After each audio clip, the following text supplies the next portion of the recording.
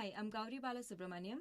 And I'm Clara Belitz, and we're going to be presenting research we did today with Dr. Anita called Bridging Informational Divides, a community-centered analysis of public safety surveillance technology. So this work looks at how in 2021, Champaign, the city we live in, authorized a 2-year lease of 46 automated license plate readers, ALPRs, at the cost of $240,500. Their claim at the time was that these cameras were going to play an important role in reducing gun violence, and this was the rationale told to the community for purchasing this technology. Given Champaign's rationale for gun violence reduction, to really examine that claim and to examine its efficacy, our research had 3 primary objectives. One was presenting an accessible educational guide on what ALPRs as technologies are and how they function.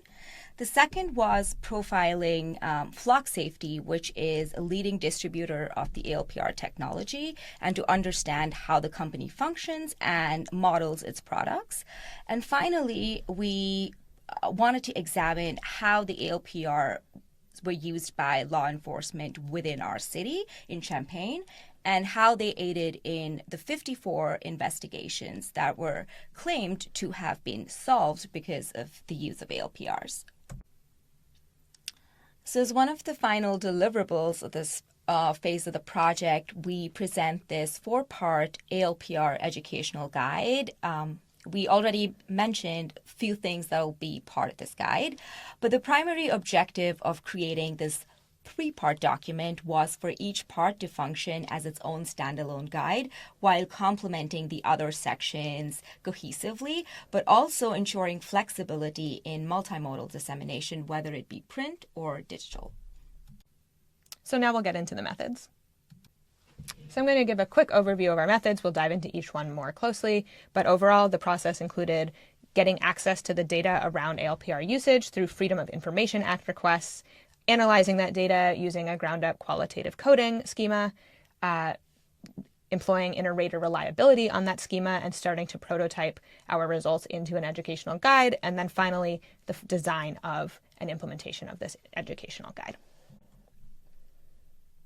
So the first thing that we had to do was actually gather the information, and the way we did that was through Freedom of Information Act requests. And you can see here that the top is a screenshot from our city portal, while the bottom is a screenshot from what the county level sheriff required. And you can just see that Freedom of Information Act requests go through different processes in different jurisdictions. And while the one for the city was quite easy to use, the one for the county sheriff was much more difficult. You can see the way the text spills over, and there was not a nice web portal. Instead, there was a PDF that I had to shove our information into. Here, once we had the data, we developed our coding schema, including things like the type of crime, whether or not it was gun-related, how the ALPRs themselves were used, and we ended up classifying our usages themselves as either unknown, not a crime, misdemeanor, or felony. And this was to the best of our knowledge, given that a lot of the information provided by the police department was quite incomplete. And then after having a few sets of initial analyses and findings in front of us, it kind of came to us to decide on how to present this information in the guide. So a part of the prototyping required us to figure out different layouts and different visual metaphors that we may use to present our information. Having figured out a layout for our educational guide, we then moved on to making the guide on Canva. It's a collaborative graphic design platform which allowed us both to work on it asynchronously.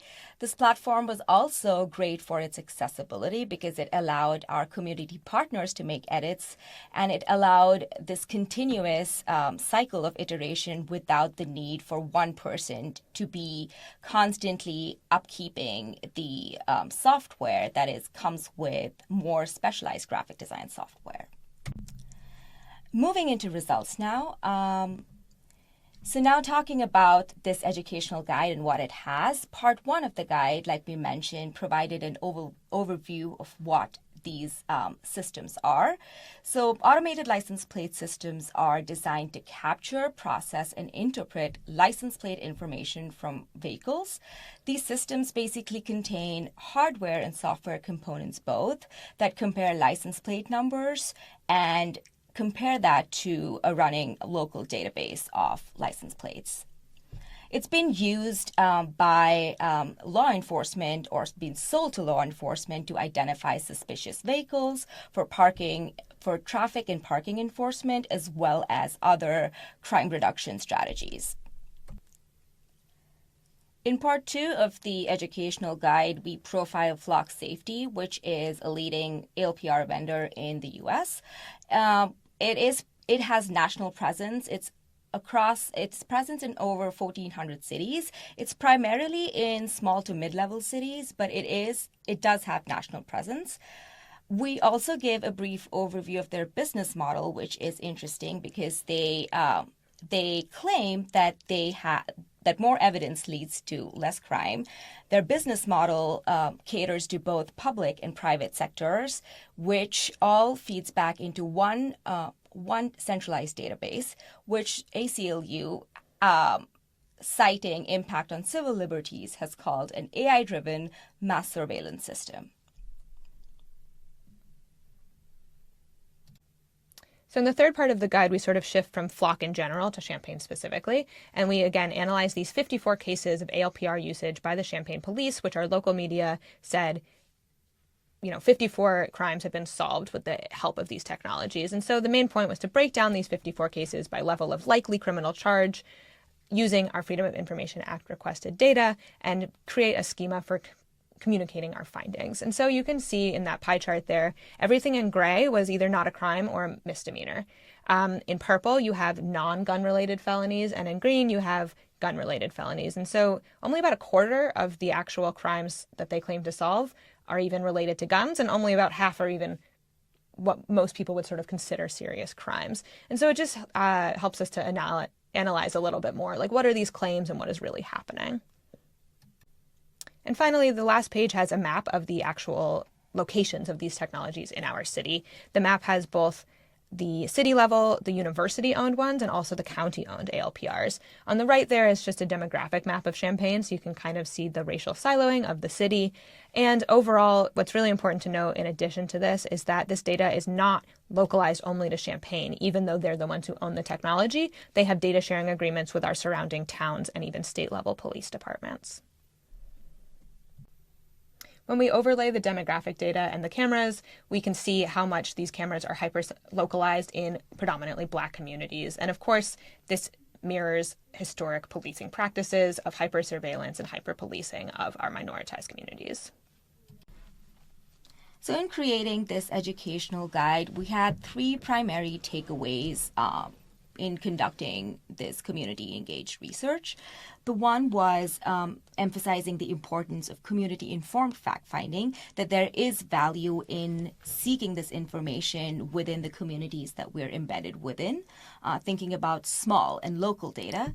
The second is also reimagining the way we engage in the communities that we're embedded within, thinking about the domains of academia versus the domains of community engagement. How are we members of both these communities at the same time?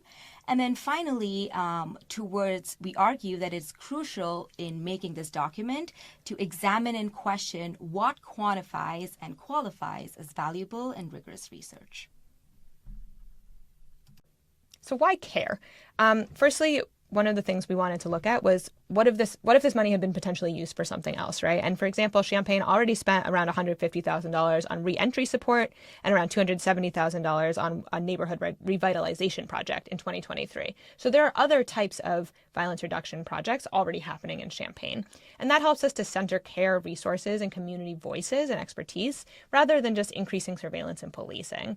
And from a more epistemic perspective, we also want to find value in these local place-based data and knowledge production outside of the academy. So for us to say, here in Champaign, something important is happening just with these 54 data points. And that helps us to challenge these binaries of big versus small data. Things are not important only when they're massive.